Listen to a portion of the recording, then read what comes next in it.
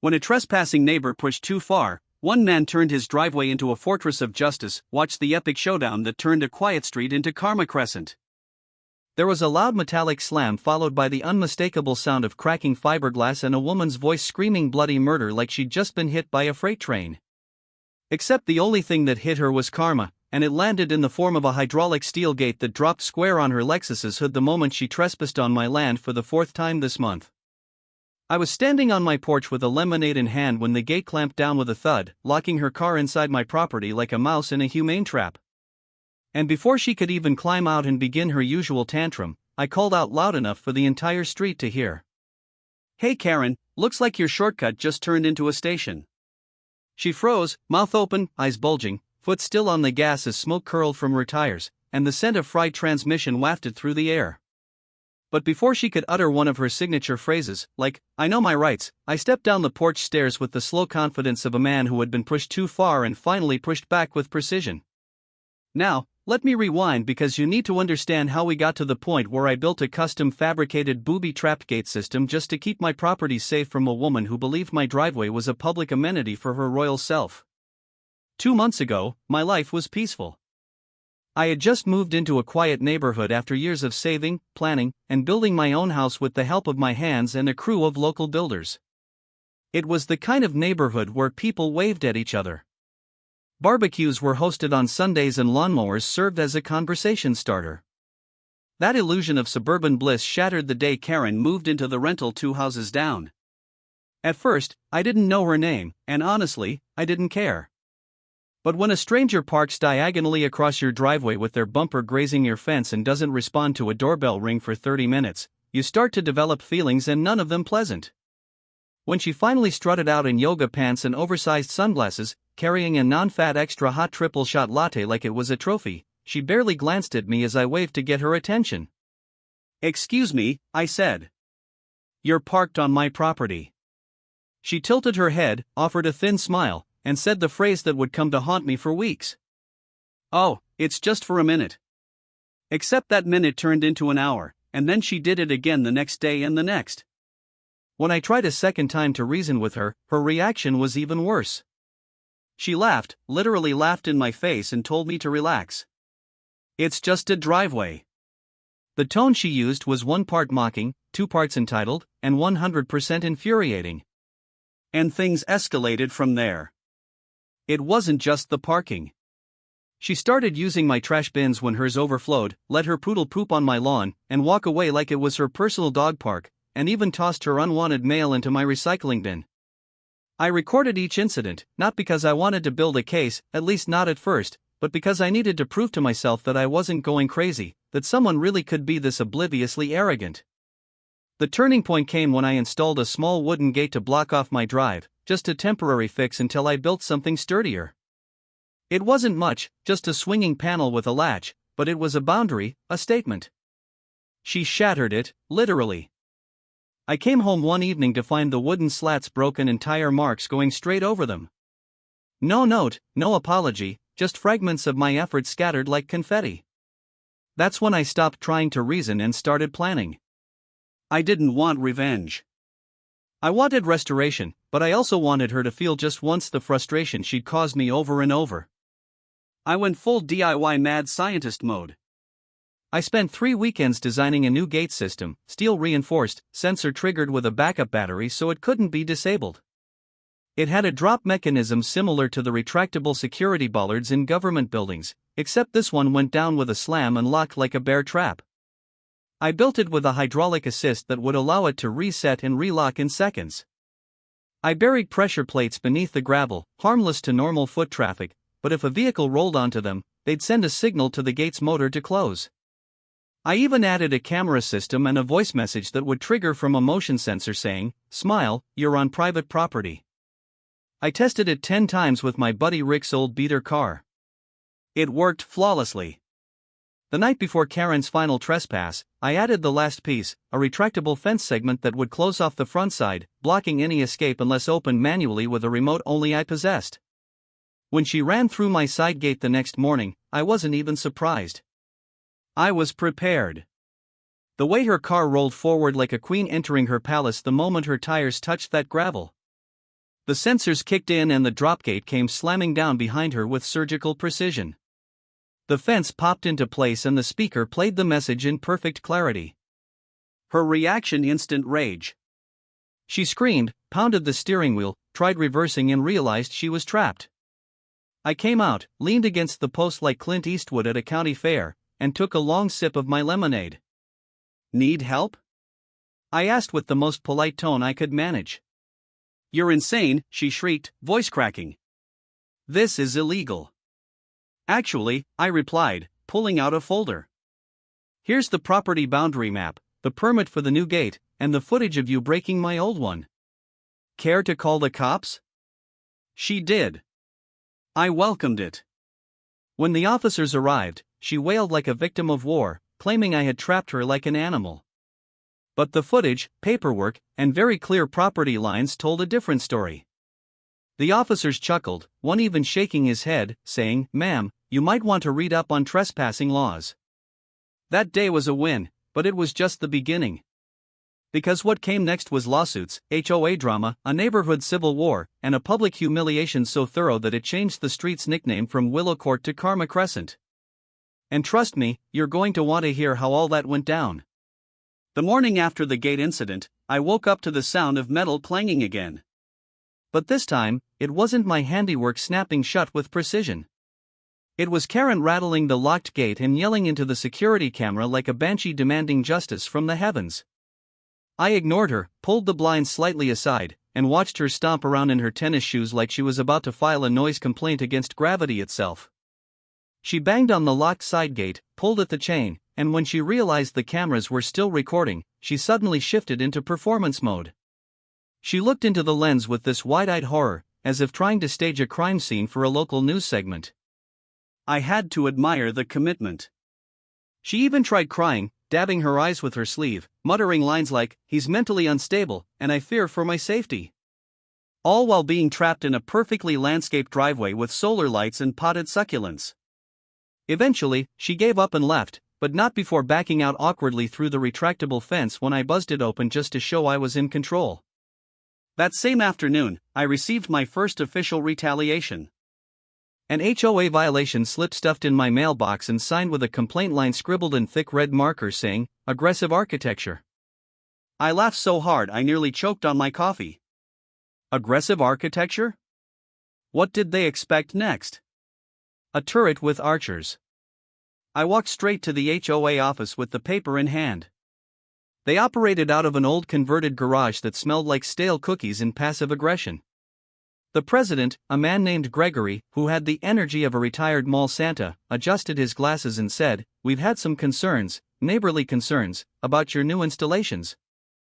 I calmly placed the legal permits on the table, including the property boundary survey, the city-approved blueprints for the gate, and photos of the damaged old one. "I'm within every legal limit," I said. Gregory blinked like a malfunctioning porch light. "But it's the tone of it," he mumbled. "The message you're sending." "The message is that people shouldn't park on private land and smash through gates," I said. "Unless you'd prefer I remove the cameras, too." He didn't answer, but the gears were turning. Karen had leverage in the form of a personal friendship with Gregory's sister, who lived 3 streets down and once tried to outlaw Halloween decorations taller than 3 feet. I could feel the HOA's disapproval radiating off that flimsy slip of paper, not because I broke any rule, but because I challenged their illusion of quiet control. That night, Karen posted in the community Facebook group, "Oh, the drama." She typed in all caps, ranting about an unhinged neighbor creating military-grade traps, claiming emotional distress, and suggesting my setup was dangerous for children. I replied under my real name, listing the permits, offering video evidence, and attaching the local ordinance number that protected my setup. Her post got flagged by the moderators for misinformation.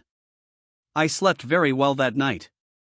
The next day brought an unexpected escalation. I found a bag of dog feces tied neatly and placed squarely in the middle of my porch welcome mat. It wasn't a random prank. It was a message. Karen had a little poodle named Cheddar who wore rhinestone collars and sweaters that said things like "Nap Queen." That morning, I reviewed my security footage, and of course, there she was, walking Cheddar past my house at 6:17 a.m., looking both ways like she was about to rob a bank, then placing the bag down with the delicate precision of someone delivering an Amazon Prime package. I sent the footage straight to the HOA inbox with the subject line, "Com Community Decency in Action." I got no response, but later that evening, Gregory sent me a direct message asking if I could take down the gate temporarily while things cool off. I replied that I'd consider it if Karen publicly apologized, reimbursed me for the destroyed wooden gate, and signed an agreement never to enter my property again. His reply: silence. Days passed and the air grew thicker. Karen wasn't done, though. Not even close. She tried the emotional angle next. One afternoon, she showed up at my gate with sunglasses and what looked like smeared mascara. "I just want to talk," she said, her voice trembling in a way that would have fooled most people if I didn't know she once yelled at a Starbucks employee for putting whipped cream on the wrong drink. "I've been under a lot of stress," she sniffled. "And I think we got off on the wrong foot. Can't we just be civil?" I stood there with my hand on the gate's remote, unsure whether to laugh or record, but I let her speak. She launched into this elaborate tale of her mother being ill, the stress of moving, and how she'd never encountered such hostile energy from a neighbor before. She even tried to shake my hand through the bars like we were actors in a prison drama. "It's all been a misunderstanding," she smiled. "I'm sure the HOA would agree." That was the moment I realized this wasn't an apology. It was a setup. She was filming. There was a tiny glint from her phone lens tucked in her purse, angled just enough to catch my reaction. I leaned in and said softly, "Then, let me offer you some clarity. Stay off my land. This is your last warning." She posted the selectively edited clip to Facebook later that evening, captioned, "I tried to make peace." This was his response. Comments poured in, half of them from burner accounts that oddly enough all had names starting with K. But I wasn't rattled. I was documenting everything.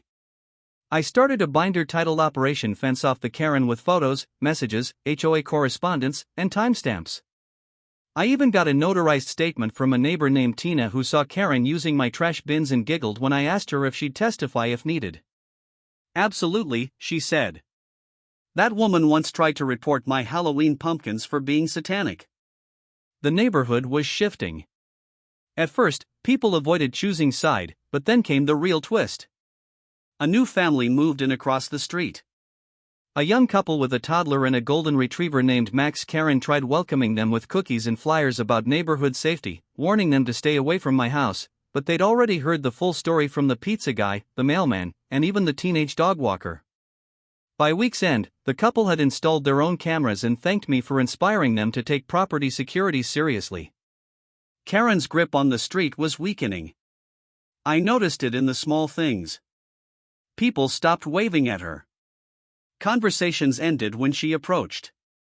Someone chalked Queen of Drama on the sidewalk in front of her driveway. And yet, she didn't back down. She started circling my house at night in her car, headlights off, just slow enough to make me wonder if she was casing the place or practicing for a soap opera. One night, she paused outside my gate for 5 whole minutes before speeding off. That's when I decided it was time to upgrade again. The drama wasn't over. In fact, it was about to reach a boiling point that no amount of HOA finger-wagging could stop, because if Karen wanted a war, I was ready to play general. And the next move, it would be the most public, humiliating, and undeniable blow yet. All I needed was the right moment. And trust me, it was coming. I knew from the moment she circled my house in the dark like a cartoon villain scoping out a heist that the battle lines had been drawn in full. And now it wasn't just about parking or gates. It was about power, pride, and proving who owned their place in this neighborhood. Karen had escalated to nighttime intimidation tactics, and though I had no fear of her personally, the petty games had begun to cross into obsession. So, while she played the passive-aggressive chess of notes, social media posts, and trashbin diplomacy, I began working on something far more decisive. I called it the fortress phase. My driveway was already protected by the drop gate and hidden pressure plates. But now, I wanted to go further, turn my property into a fortress of logic and legality. She couldn't touch a place so secure that the HOA itself would have no grounds to interfere and no loopholes to exploit. So I began with a full perimeter upgrade. First, I redrew the boundary lines with spray chalk and legally marked every inch with labeled steel survey markers. Then I installed smart fencing that integrated with my camera system. These weren't just average panels from the hardware store. These were solar-powered, pressure-resistant, app-controlled segments that could slide, lock, and retract with the push of a button. The fence ran the full border of my lot with reinforced corners and a discreet emergency locking pin only accessible from inside the house. It was sleek, discreet, and completely within regulation. I even consulted with a land use attorney to verify that no portion of the new build would give the HOA grounds for complaint. The day it was finished, I stood back and admired the sleek symmetry of it all, smiling to myself like a kid who just finished building the world's most indestructible Lego fortress. The timing couldn't have been better either, because that very afternoon, Karen pulled her Lexus into the street again and sat parked just across from my driveway, engine running, sunglasses on, pretending to be on the phone, but very clearly watching the installation.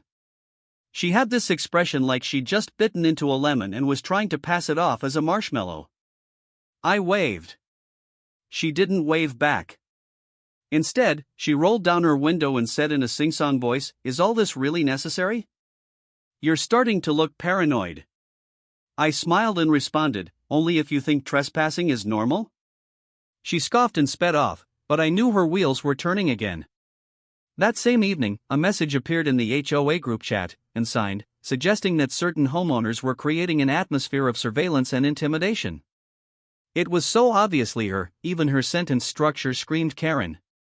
2 days later, another violation notice appeared in my mailbox, this time citing Una aesthetic perimeter modifications. Again, I marched into the HOA office with my paperwork, permits, and photographs, ready to defend myself like a man preparing for court. But this time, I brought a surprise.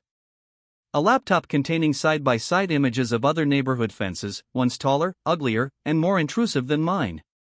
I clicked through each one like a PowerPoint in a courtroom. Gregory, red-faced and clearly exhausted, sighed and finally said, "Okay, we'll review." That was a crack in their armor.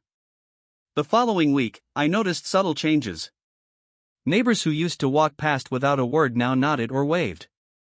A teenage kid across the street gave me a thumbs up when I stepped outside. One night, I found a note slipped under my door. It wasn't from Karen. It was from a neighbor named Mike who wrote about times someone stood up to her. "Let me know if you need help with anything." That gave me an idea. Maybe it was time to build alliances. I started small, invited a few of the more reasonable neighbors over for a cookout. Nothing flashy, just burgers, chips, and some shared frustrations about the HOA. We talked, laughed, and eventually got to vent about the same petty rules and the same nightmare neighbor. That night, we formed a small group. Unofficial of course, but we began sharing note, photos, patterns. The Karen problem wasn't mine alone. She'd harassed Tina over Halloween decorations, threatened to report Mike for grilling too close to his garage, and once called animal control on a woman for letting her cat sit on the porch. Our cookout became a meeting of the resistance. But I knew we couldn't just push back socially. We needed a climactic, a moment where her behavior would be caught, undeniable, and in the public eye. That opportunity came faster than I expected. The next weekend, Karen tried to cut through my yard again. This time, not with a car, but on foot, wearing high heels, carrying a tray of baked goods, and trying to act like she was hosting a charity drop-off. She bypassed the gate, walked through the soft mulch next to my fence, and was promptly caught on camera climbing over the lower decorative rail to save a few steps. The moment her stilettos hit the mulch, she tripped, flailed, and dropped the tray. Cookies flying into the bushes, phone landing in the mud. I caught the entire thing in crystal clear 4K from 3 angles. Later that night, she posted in the group again, "Some people are creating trip hazards on purpose." I posted my footage in response with a caption, "Always walk the path of legality." The group lit up. Dozens of laughing emojis, side comments like classic Karen, and just walk around like the rest of us. I didn't even need to argue. The court of public opinion was swinging. But Karen wasn't done. Her desperation grew. She started baiting me in new ways. One day, she left a fake parking citation on my truck, complete with a forged city logo and a $25 fine. I turned it in. The city laughed and opened a small investigation. Another time, she hired someone to drive a landscaping truck onto my driveway by mistake and dump a pile of mulch near my garage door. I confronted the guy, showed him the property lines, and he apologized profusely, saying some lady with a little white dog told him it was part of a delivery job. I knew she was spiraling, and that meant it was almost time to trigger the final step. I added one last feature to my security system, a motion-triggered speaker positioned near the fence line, preloaded with a rotating set of messages. My favorite one. Welcome to private property. Trespassing will be recorded and ridiculed. I also bought a megaphone just in case. But the real cherry on top. I built a temporary mini fence extension that could swing out and close behind a parked vehicle once it rolled onto the driveway, turning the front of my property into a cage. All manual, legal, and removable in seconds if needed. It was only for one purpose. The moment she tried to park again. And based on the way she glared at me every morning from behind her windshield, I knew that moment was coming. My trap was set. My cameras were rolling. My fences were primed. All I had to do was wait. And trust me, when she came back, it wasn't going to be subtle. It was going to be loud, dramatic, and absolutely perfect. The morning she returned was one of those weirdly quiet days where even the birds seemed to be holding their breath, and I knew something was about to go down the second I saw her Lexus creeping up the street like it was trying to sneak into a robbery. The way she drove, slow but with obvious intent, told me this wasn't going to be another petty attempt at intimidation. This was her going all in. I had just stepped onto my porch with a steaming mug of coffee when she abruptly jerked the wheel and turned into my property, aiming straight for the one vulnerable point she remembered from before. The old side gate that used to swing on a latch before she broke it down months ago.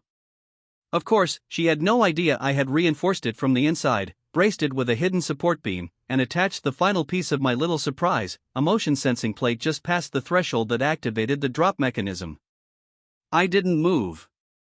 I just leaned against the post and watched as her Lexus bumped over the gravel, its tires crunching in slow motion, every inch forward, bringing her closer to her own private catastrophe. The moment the front wheels rolled over the buried plate, the hydraulic gate I'd spent weeks perfecting slammed down behind her with a deep metallic thud. It locked instantly. No bounce, no hesitation. Then came the fence extension, sliding smoothly into place like a puzzle piece, snapping into position. Her car was now boxed in from all sides, held in a perfect rectangular trap with no room to turn or back out. She braked hard, confused, and then leaned out her window, her head swiveling as realization settled over her features like a cold wind. She looked behind her and saw the gate. Looked to the side and saw the fence. Then she did what every predictable Karen does when cornered.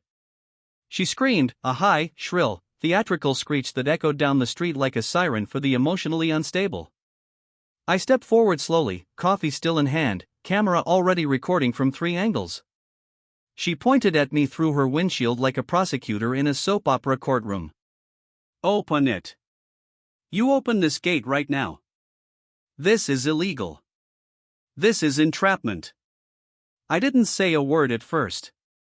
Just took a sip of coffee and let the silence work its magic.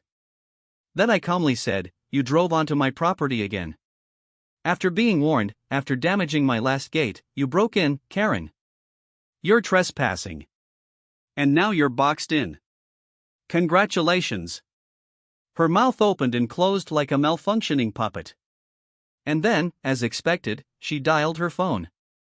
I didn't need to hear it to know what she was saying. Something about danger, harassment, threats, a victim in her own fantasy. But I knew the truth would soon follow. 10 minutes later, 2 police cruisers rolled up, lights off, but very curious. One officer approached me first, nodding politely, while the other approached Karen, who was mid-rant and gesturing wildly at the gate, the fence, the house, the sky, and probably the trees for good measure. I handed over the printed documents I had ready in a folder labeled Karen Incidents. It contained photos of her previous damage, timestamps, video stills, maps, permits, and a printed copy of the last cease and desist I'd emailed her through the HOA contact list. The officer flipped through it like he was reading a best-selling crime thriller. Then he asked, "So you didn't activate the gate while she was driving?" Nope, I said. It was automatic pressure plate, all documented. And this is your land? Every inch of it marked, surveyed, and confirmed. He raised his eyebrows and gave a little half chuckle. Well, this is going to be awkward for her. Meanwhile, across the yard, Karen's voice was starting to rise. He trapped me. He locked me in like some animal. I feared for my life. I want him arrested. The second officer leaned in, whispered something, and Karen's face contorted from righteous fury to puzzled concern. She started pointing at the camera near the gate, then the one mounted near the fence. When she realized her every move had been recorded, her confidence wavered. She lowered her voice, crossed her arms, her neck stiffened like she'd been turned into a wax statue. The lead officer walked over and said, "Ma'am, based on the documentation and property line, you've trespassed onto his land. The gate was triggered by your car. He didn't force you in. In fact, he built this to prevent further violations. We're going to have to cite you for trespassing and property damage." Damage, she snapped. He damaged my car. The officer pointed at the camera. You rammed the gate. It was closed when you hit it. That's on you. She exploded into a wild mix of outrage and disbelief, claiming discrimination, bias, emotional abuse, everything short of international conspiracy. But the officers remained calm. They walked her through a formal citation process, took photos of the dented hood of her Lexus, then handed her a pink slip she barely glanced at before crumpling into her purse. This isn't over.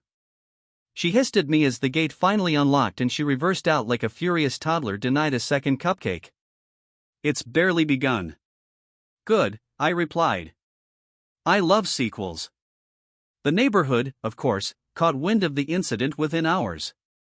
The local group chat exploded with blurry images of her boxed-in car and captions like, "Gate of Justice and Karen caught in the wild." Someone even added background music and edited it into a fake trailer.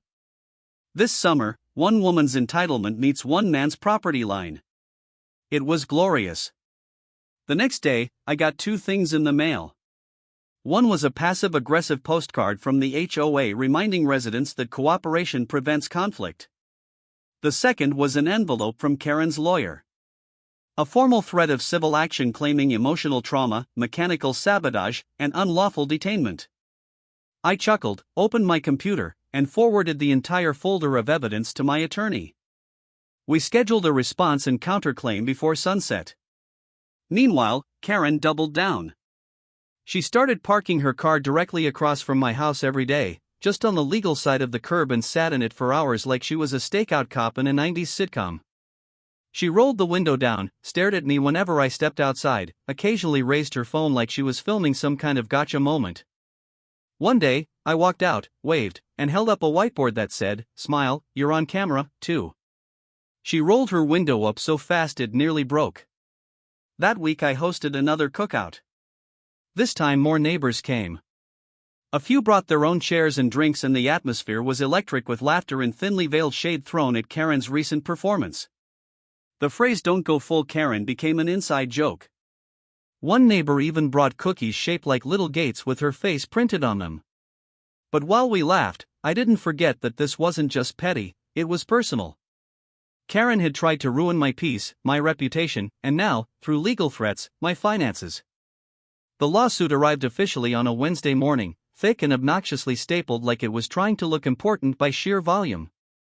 I flipped through the papers while eating toast, eyes rolling with every paragraph that twisted reality into some kind of Karen-centric fantasy novel. According to her legal team, I had created an unsafe environment, committed intentional psychological harm, and orchestrated an illegal act of vehicular entrapment. That term alone almost made me spit my coffee. They even included screenshots from her own selectively edited video cropped to leave out the part where she drove onto my property, knocked down my last gate, and then got caught in my security system like a squirrel in a bird feeder. The demands were hilarious. Financial damages, public apology, removal of all fencing and mechanical devices on my property, and this one really hit it home, a cease and desist from any further use of sarcasm or public ridicule. I nearly framed that page, but I didn't waste time.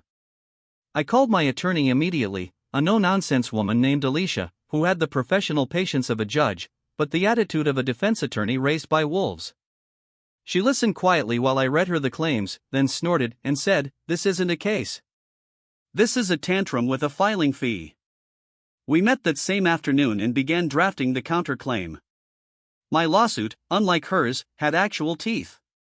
It included the footage of her ramming my old gate, the police citations for trespassing, statements from 6 different neighbors detailing months of harassment, and receipts for property repairs totaling over $7,000.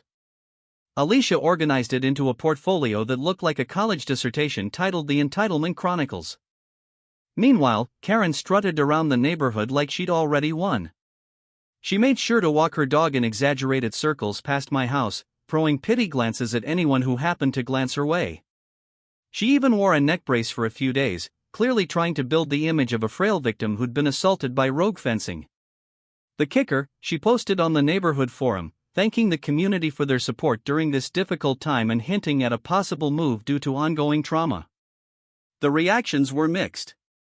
Some of the newer residents, unaware of the full backstory, offered sympathy, but most of the replies were passive-aggressive gold.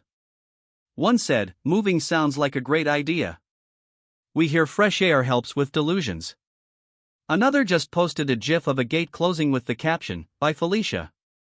As the court date approached, I received a not-so-subtle visit from Gregory, the HOA president. He knocked on my door wearing khakis and a forced smile, holding a clipboard like it was a peace treaty. "We'd like to avoid further public spectacle," he began, avoiding eye contact. "Perhaps both sides could cool things down." I invited him in, offered him tea, and then walked him through every piece of evidence I had, ending with a live demo of the security footage showing Karen breaking through the old gate and laughing about it on the phone with someone recorded via my audio-enabled porch cam. Gregory sat in stunned silence, blinking at the screen like he just realized he was in over his head. "She said it was an accident," he mumbled. "Yeah, well," I said, rewinding to the moment she said, "I'm going to smash right through this thing." He didn't say much after that. Just took a sip of lukewarm tea, stood up, and muttered, "Guess the board will need to re-evaluate some things." The day of the hearing arrived with all the tension of a championship boxing match. Karen showed up in a beige pantsuit that looked one size too large, hair done up in a messy bun that screamed calculated vulnerability. And yes, the neck brace made a comeback. She looked like she was auditioning for the role of a heartbroken socialite in a courtroom drama. Her lawyer, some guy who clearly got paid by the hour and not by results, started with a dramatic opening statement about boundaries, trauma, and the psychological damage of living in fear of mechanical retaliation. Alicia simply stood, walked to the screen, and pressed play. 10 minutes of high-definition footage rolled silently through the courtroom. Karen blocking my driveway, yelling at me through my fence, ramming the old gate with her SUV, and of course, the piece de resistance, her being boxed in and screaming at a gate she triggered herself. The judge sat back in his chair, arms folded, expression unreadable. When the video ended, Karen's lawyer attempted damage control by claiming the footage had been manipulated or taken out of context. Alicia calmly presented timestamps, data logs, GPS records, and copies of the police citations. It was over before it even began. The judge dismissed her lawsuit entirely with prejudice, and ordered her to pay all legal fees, plus restitution for the damaged gate and landscaping. Karen gasped like she'd just been slapped with a shovel full of truth. But the best part, the judge added a public note to the record stating that the plaintiff's repeated disregard for property boundaries and municipal codes was concerning and antagonistic. The media wasn't there, but the neighborhood might as well have been. Word spread fast. Within hours, a new meme hit the group chat. Karen's face poorly photoshopped onto a Monopoly card that said, "Go directly to shame. Do not pass go. Do not collect sympathy." But I didn't celebrate too loudly. I knew people like her didn't go quietly. She tried damage control the very next day, handing out little baggies of cookies to random houses with handwritten notes saying, "Sorry for the tension. Let's heal and move forward." One of my neighbors, an older woman named Sharon, took a bite of the cookie, winced, and said she could have just apologized before making it a lawsuit. Tastes like guilt. But I wasn't done yet. With the lawsuit behind me, I turned my attention back to the HOA. I'd had enough of their passive support for her antics. I attended the next meeting, which was unusually packed. Turns out other neighbors had gripes, too. Unfair citations, vague fines, selective enforcement. I stood up and proposed a recall vote for the board president, citing a lack of transparency and favoritism. The room erupted in whispers and nods. Tina seconded the motion. Mike thirded it. Within 20 minutes, we had a majority. Gregory was out. A new vote was scheduled and I was nominated to run. Not because I wanted power, but because I wanted fairness and everyone knew it. Karen didn't show up to that meeting, probably nursing her ego somewhere quiet. But the neighborhood was changing. The tides had turned. And what started with a broken gate had become a reckoning, not just for her, but for an entire system that enabled her behavior. As I walked home that night, under the soft glow of porch lights and distant laughter, I passed her house. Lights off. No car in the driveway. A for sale sign planted in the lawn. The bottom of the sign said motivated seller. I smiled. Oh, she was motivated. All right. And I was just getting started. The morning after the court verdict and the HOA upheaval felt surreal, like I had stepped into an alternate version of the neighborhood where justice wasn't a myth and entitled behavior actually had consequences. For the first time in months, I walked out to my front yard without scanning for ambushes or mysterious tire tracks in my driveway. There was no Lexus idling across the street, no small white dog relieving itself on my lawn, and no handwritten flyers stuffed into my mailbox. The silence was golden. The sky even seemed bluer, the air crisper, like the whole block had been holding its breath, and was finally allowed to exhale. Word spread fast after Karen lost in court and Gregory got voted out of the HOA presidency. It was like the neighborhood had been under a dark cloud of passive-aggressive tyranny and suddenly everyone remembered what it was like to live without fear of fines for having the wrong shade of mulch. The new HOA board included Mike, Tina, and Sharon. 3 people who had witnessed enough of Karen's nonsense firsthand to know exactly what needed to change. They started with the basics, clearing up vague language in the bylaws, removing arbitrary fence height rules, and abolishing the notorious decorative uniformity clause that Karen once used to try to get someone's flamingo lawn ornaments removed. It wasn't just reform. It was a full-on cultural shift. Neighbors who hadn't spoken in years started waving again. Someone even organized a small block party complete with a bounce house and food truck. The street felt alive for the first time since I moved in. And as for Karen, she disappeared almost overnight. The for sale sign didn't stay up long. Within a week, the house had an under contract sticker slapped across it. And 2 days after that, a moving van pulled up early in the morning. I stood on my porch and watched from a distance as a handful of movers hauled box after box out of her house while she barked orders from the front steps.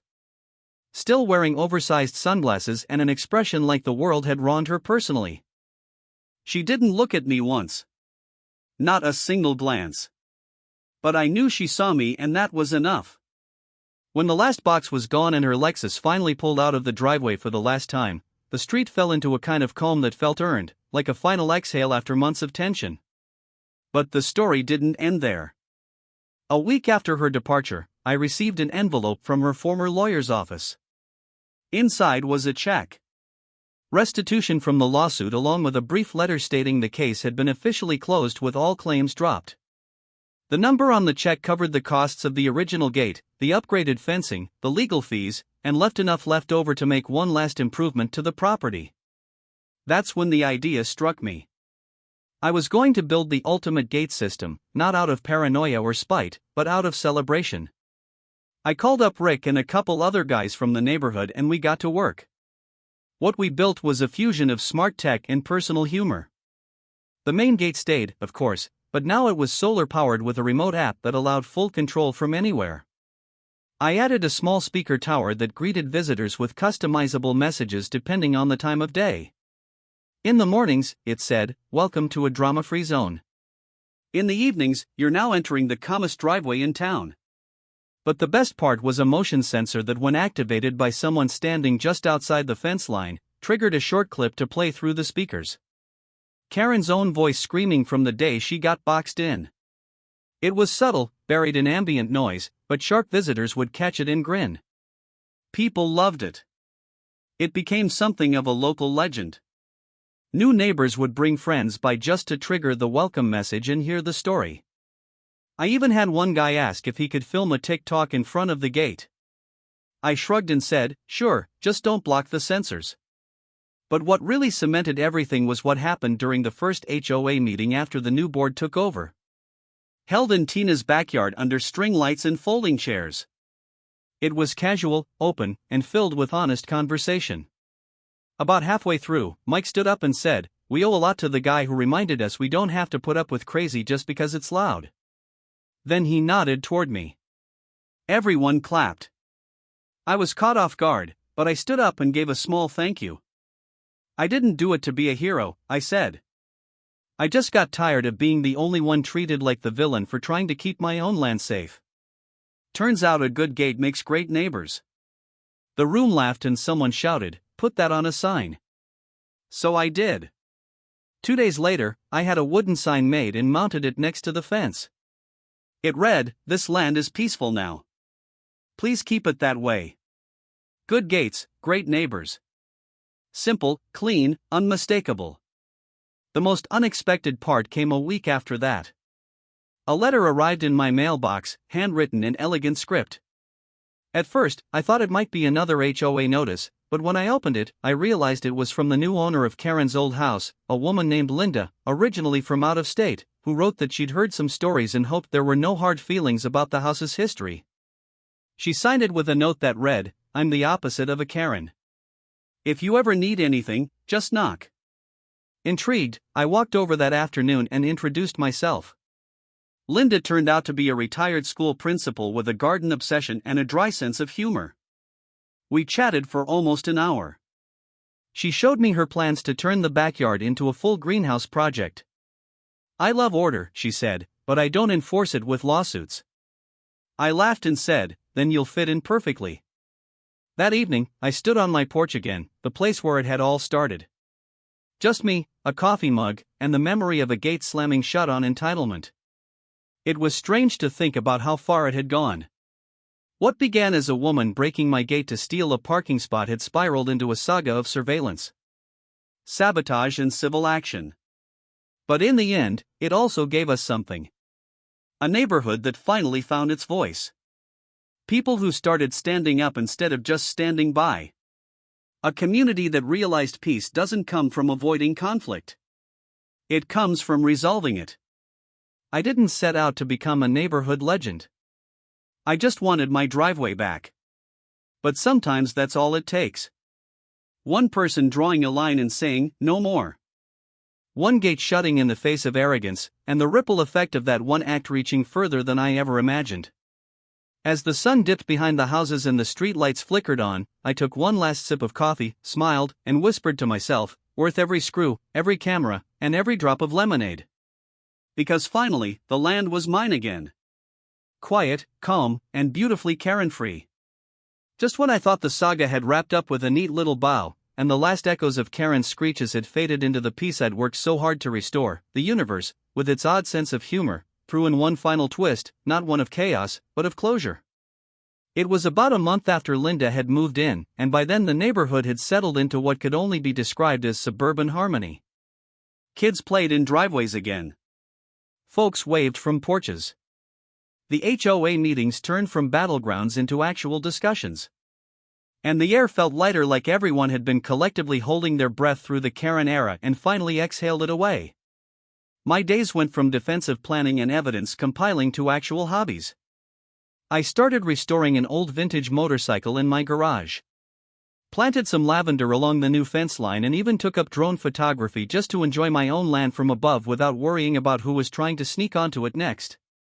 But one morning, I spotted a sleek black SUV parked out on the street just a few feet shy of the curb in front of my driveway. I didn't panic. Not anymore. I just raised my coffee and squinted through the window to see who had dared to challenge the now legendary gate. Out stepped a woman I'd never seen before. Tall, poised, dressed in a blazer that screamed high-level professionalism. She glanced around, checked her phone, and then walked not toward Linda's house, not toward mine, but straight toward the sidewalk between us like she was heading to neutral ground. I met her halfway because by now I knew better than to wait passively for anything unexpected. She introduced herself with a firm handshake and said her name was Dana. Said she was visiting from out of state and had a little bit of history connected to our block. My curiosity was piqued, but I waited. Then she said the name that made my eyebrows rise. Karen. Apparently, Dana had once been Karen's regional manager at a chain of corporate wellness spas years ago. She told me she'd heard about the drama secondhand from a mutual acquaintance who'd forwarded her a link to one of the viral neighborhood videos. Yes, those still made the rounds. Apparently, someone had even made a short animation out of the footage. Dana had come out of curiosity, not to rekindle chaos, but to see if the stories were real. We stood there in the shade of the big oak that straddled our properties, and I gave her the summarized version. The gate, the lawsuit, the HOA flip, the memes.